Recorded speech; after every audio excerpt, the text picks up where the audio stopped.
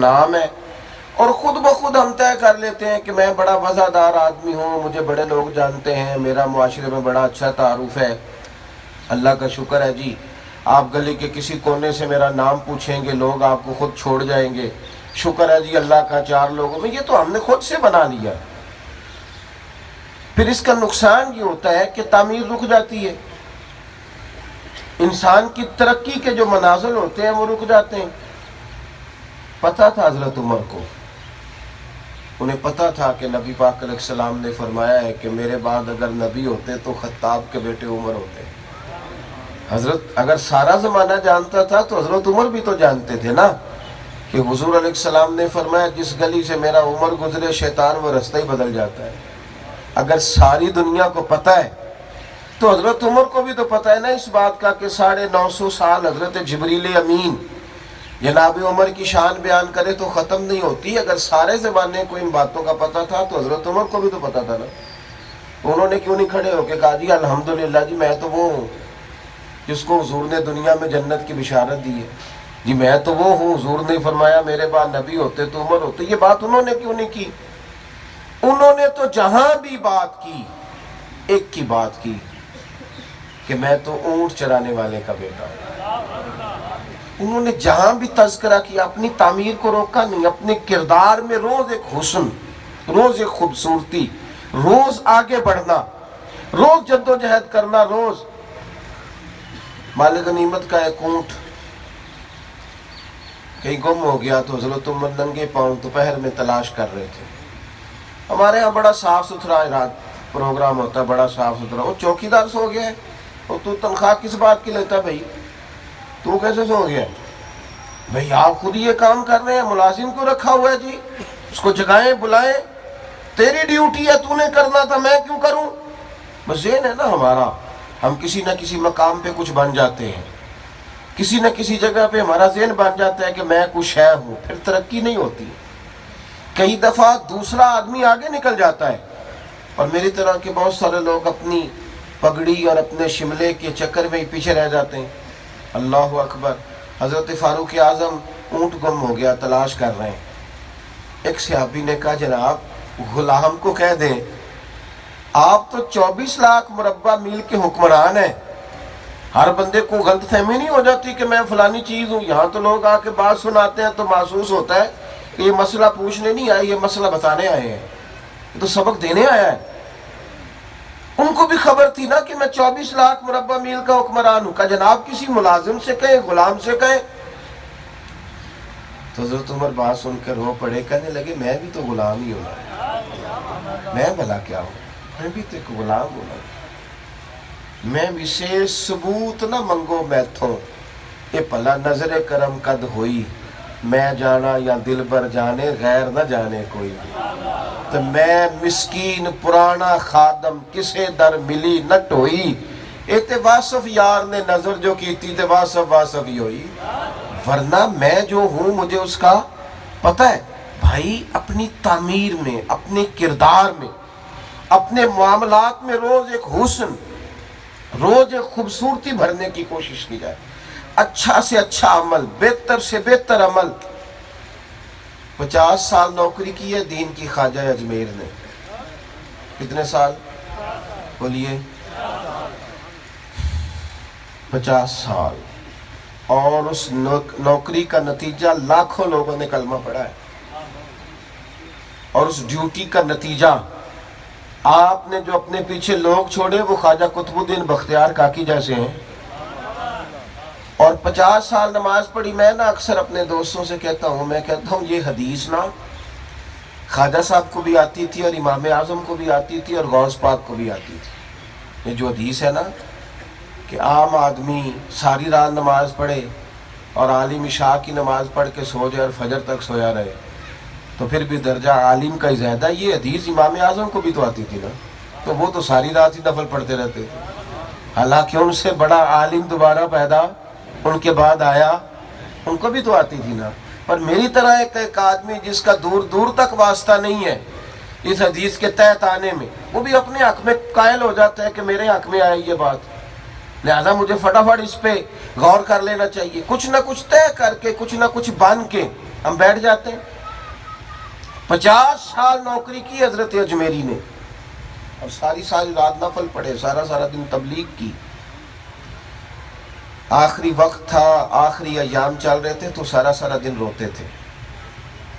تو غلاموں نے کہا سونیا، لوگ تو غفلت میں وقت گزار دیتے ہیں، اور آپ کا یہ حال ہے کہ آپ نے 50 سال ڈیوٹی کی ہے، اتنے اعمال کیے تو روتے کیوں ہیں؟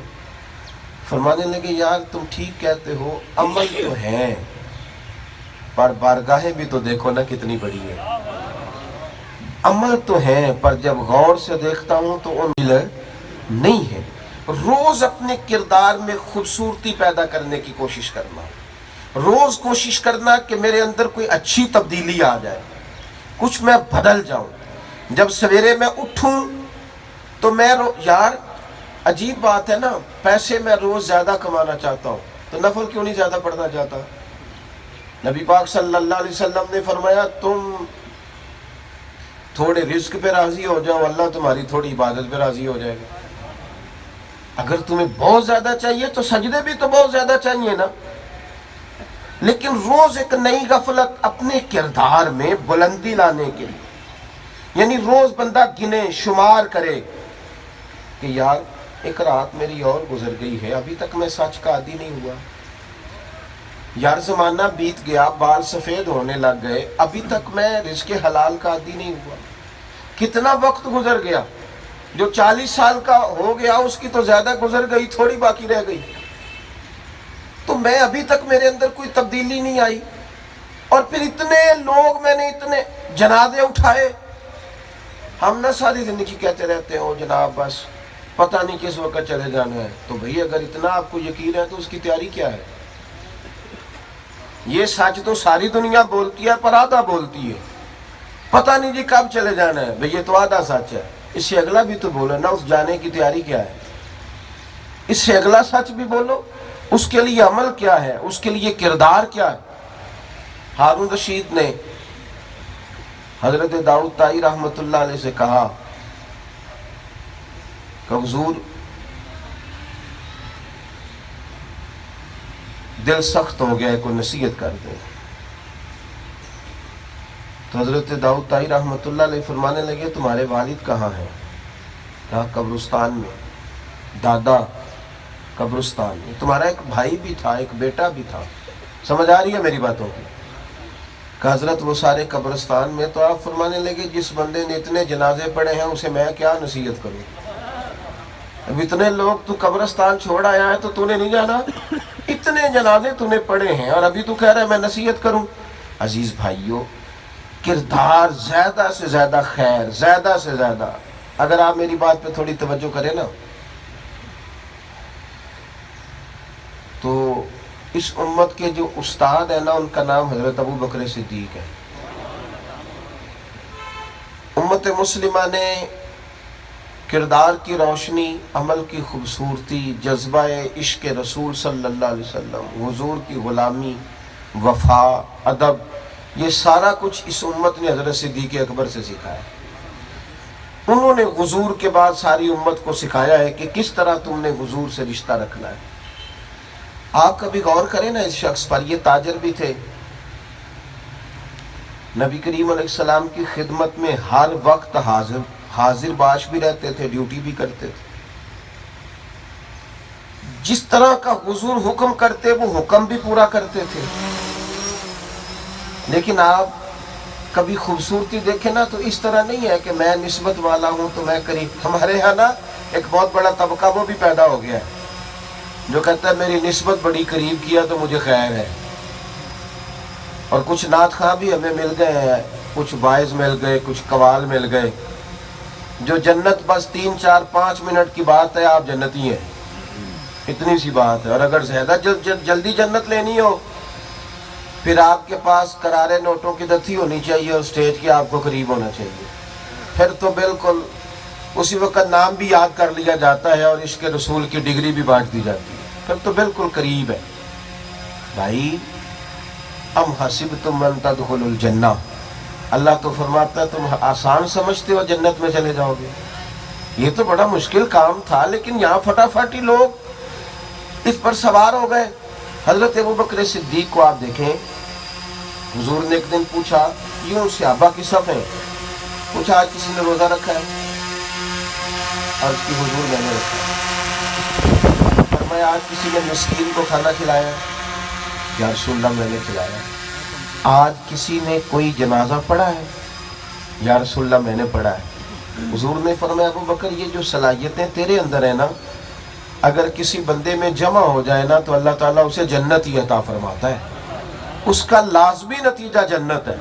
یہ دیکھیں جنازہ بھی پڑھ رہے ہیں، جو نبی کریم کی نوکری ہے وہ اپنی جگہ پہ قائم ہے، جنازے بھی ہیں، صدقات بھی ہے، خیرات بھی۔ اس کے بعد آپ دیکھیں حضرت عمر فاروق رضی اللہ تعالیٰ عنہ فرماتے ہیں بوڑھی اماں کا کام بھی کر آتے تھے حضرت صدیق اکبر گھر کا جا کے، اس کے برتن بھی مانج آتے تھے، برتن بھی۔ کون؟ امیر المومنین، خلیفہ وقت۔ جب آخرت کے لیے نیکیاں کٹھی کرنی ہو نا جھاڑو کے ساتھ، پھر جذبہ اور ہوتا ہے۔ اس بوڑھی کے برتن بھی مانج آتے، اس کے گھر میں جھاڑو بھی دے آتے، اسے روٹی بھی کھلاتے۔ حضرت عمر فرماتے ہیں عجیب نظارہ میں نے دیکھا، جناب صدیق اکبر کے وصال کو تیسرا دن تھا، اور میں عصر کی نماز کے بعد مسجد نبوی شریف میں بیٹھا تھا۔ دو تین چھوٹی چھوٹی بچیاں میرے پاس آئیں، کہنے لگی چچا اب آپ خلیفہ بنے؟ میں نے کہا ہاں میری ذمہ داری لگی ہے۔ تو وہ کہنے لگی پھر آپ چلیں گے ہمارے ساتھ؟ میں نے کہا پتر تم نے کہاں لے جانا ہے؟ وہ کہنے لگی ہم نا 4-5 بہنیں ہیں، ہمارا بھائی کوئی نہیں، والد انتقال کر گئے، ہمارے گھر میں کچھ بکریاں ہیں۔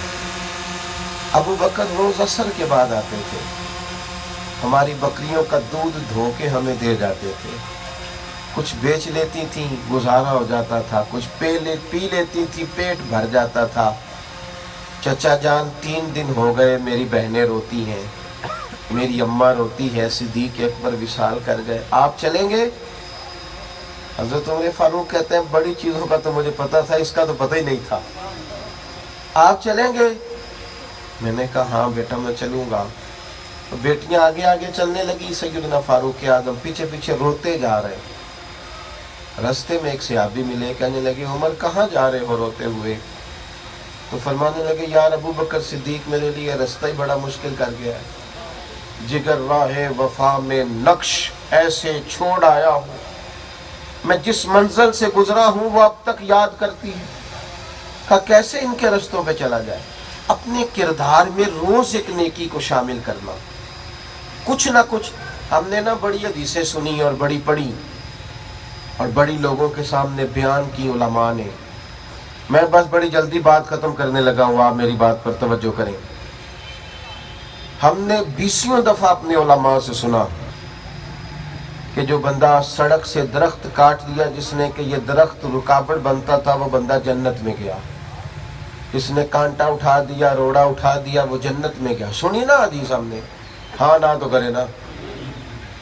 لیکن میرا سوال یہ ہے کہ اتنے لوگوں نے حدیثیں سنی، پھر روڑے اٹھائے کیوں نہیں جا رہے سڑکوں سے؟ پھر تو وہیں کیچڑ سارا پھینکا جاتا ہے، کچرا پھینکا جاتا ہے، اتنی دفعہ سنی۔ یہ حدیث شاید ہر بندے کو یاد ہو کہ ایک طوائف نے کتے کو پانی پلایا تھا تو رب نے اس کی بخشش کر دی۔ سب کو آتی ہے؟ ہاں تو کرے نا یار، آپ کو بھی آتی ہے جی، سب کو پتہ ہے نا حدیث پاک کا۔ لیکن میرے روڈ پہ تو کتا اگر مر جائے سڑک پہ تو مرے ہوئے کو بھی کوئی لکڑی سے اٹھا کے سائڈ پہ نہیں کرتا، وہ گاڑیوں کے ٹائروں کے ساتھ مسلا جاتا ہے، مسلا جاتا ہے وہ، اور اس کا گوشت ٹائروں سے لگ کر سڑک سے اٹھتا ہے۔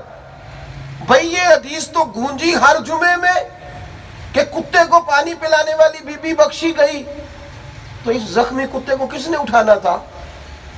مرے ہوئے کو روڈ سے سائڈ پہ ہی کوئی کر دیتا۔ کیا ہم نے دین صرف یہ ہے کہ تقریبات کی نظر کر دیا ہے، کانوں کی ذائقے کے لیے رہ گیا ہے؟ ہمارا وہ ذہن بن گیا کہ ہم نے تقریر سننی ہے جمعے والے دن 30 منٹ کی، 40 منٹ۔ یہ تو سارے کا سارا دین عمل کے لیے آیا۔ میں برطانیہ میں روڈ پہ سفر کر رہا تھا تو ایک جگہ پہ ٹریفک بلاک ہو گئی، تو میں نے پوچھا دوست سے کہ مجھے تو کہیں پہنچنا تھا، تو معمہ کیا ہے؟ وہ کہنے لگے کتے کا ایکسیڈنٹ ہو گیا، ایمبولنس آئی ہے کتا اٹھانے کے لیے۔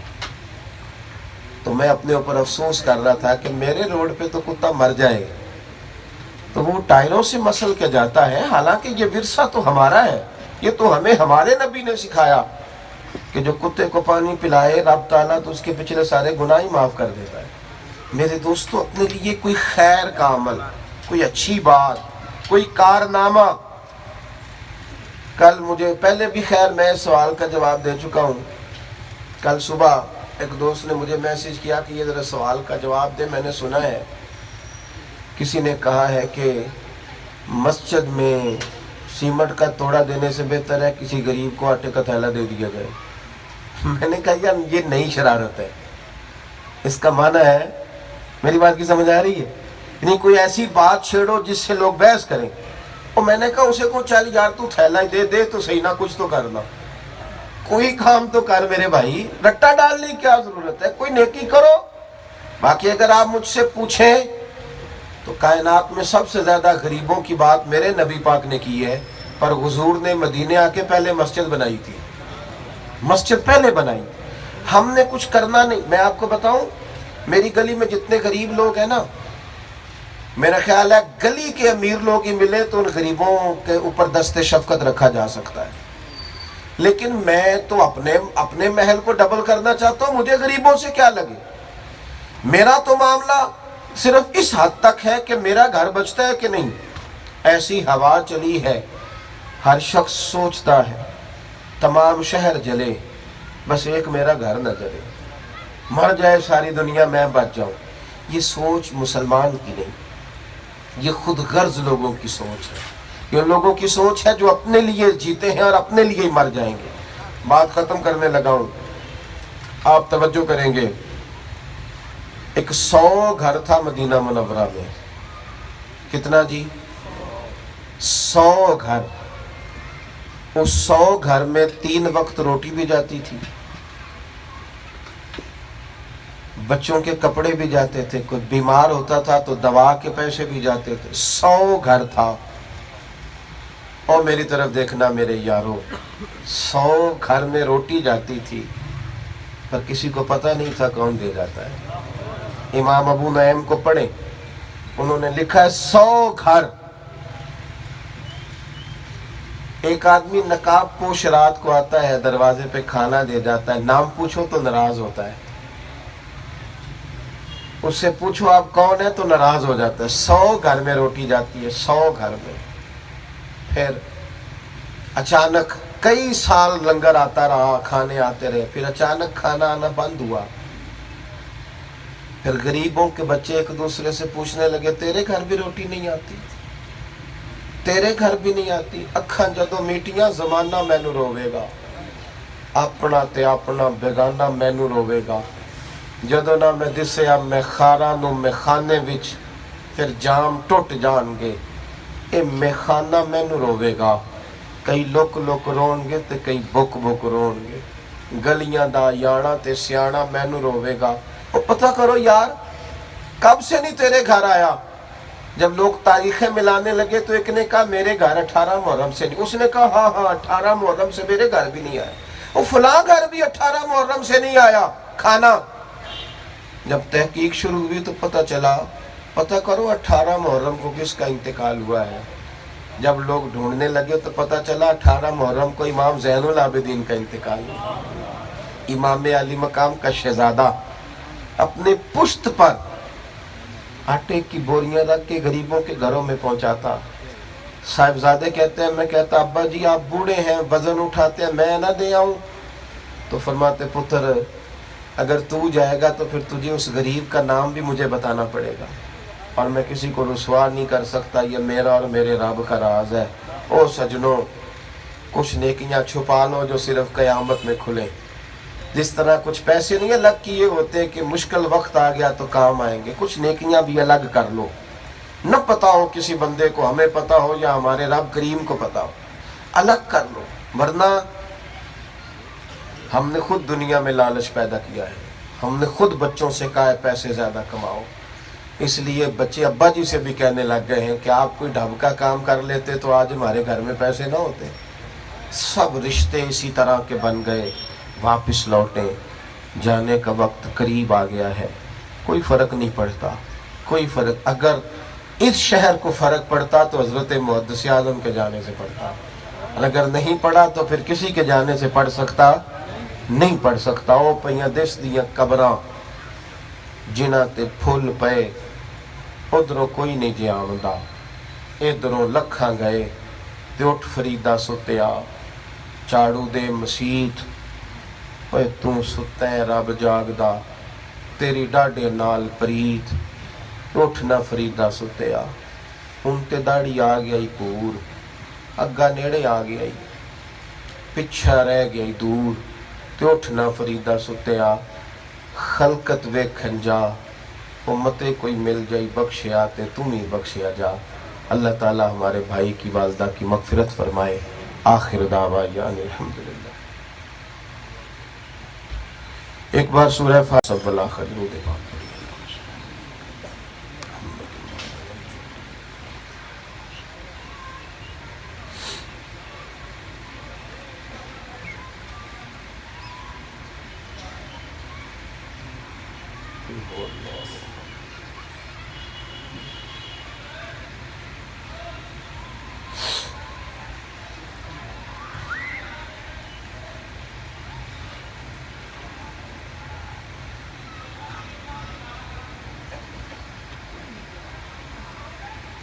اللہم صلی علی سیدنا مولانا محمد معدن الجود والکرم وعلیہ وصحبہ وبارک وسلم۔ مالک کریم جو کلمات خیر پڑھے گئے اپنی بارگاہ رحمت میں قبول فرما۔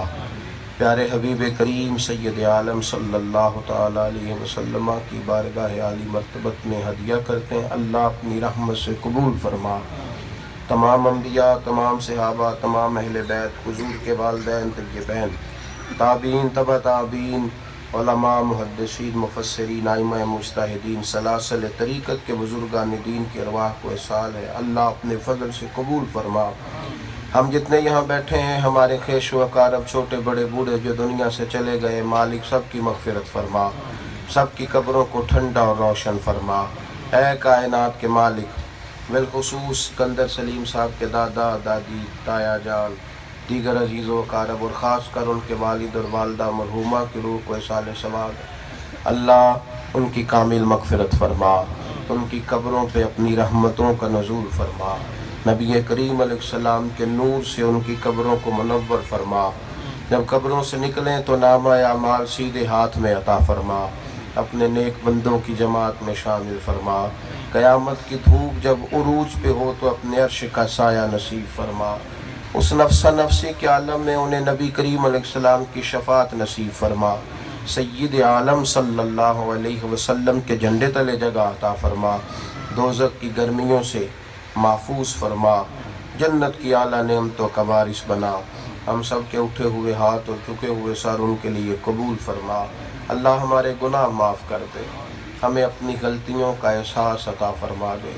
نیکی کی محبت ہمارے دلوں میں پیدا کر دے، شر سے ہمیشہ کے لیے بچا لے، اللہ جو ہم جانتے ہیں، جو کہتے ہیں، جس کا ہمیں پتہ ہے، اس پر ہمیں عمل کی بھی توفیق دے دے، مالک امت مسلمہ کے حق میں رحمت والے فیصلے کر دے، برما کے مجبور، کشمیر کے مظلوم، فلسطین کے دکھی مسلمانوں کی مدد فرما، امت کو غیرت ایمانی عطا فرما، جذبہ جہاد عطا فرما، اے اللہ ہمیں پھر سے ہمارا کھویا ہوا وقار واپس کر دے، اللہ ہماری پیشانیوں کو سجدوں کا ذوق دے دے، ہماری زبانوں کو تلاوت کی لذت دے دے، ہماری روحوں کو درود و سلام کا ذائقہ عطا کر دے، اللہ دنیا اور آخرت میں ہماری پردہ پوشی فرمانا، اگر ہم کبھی بھولنے بھٹکنے لگیں تو حق پر استقامت دینا، مالک تو ہمارے حق میں جب بھی فیصلہ کرے رحمت والا فرما، فضل والا فرما۔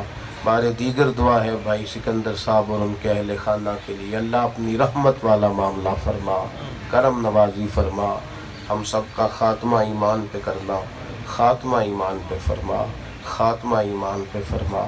اللہم انا نسألک العفو والعافیۃ فی الدین والدنیا والآخرہ، رب اغفر وارحم وانت خیر الراحمین، وصلی اللہ تعالی علی حبیبہ سیدنا و مولانا محمد۔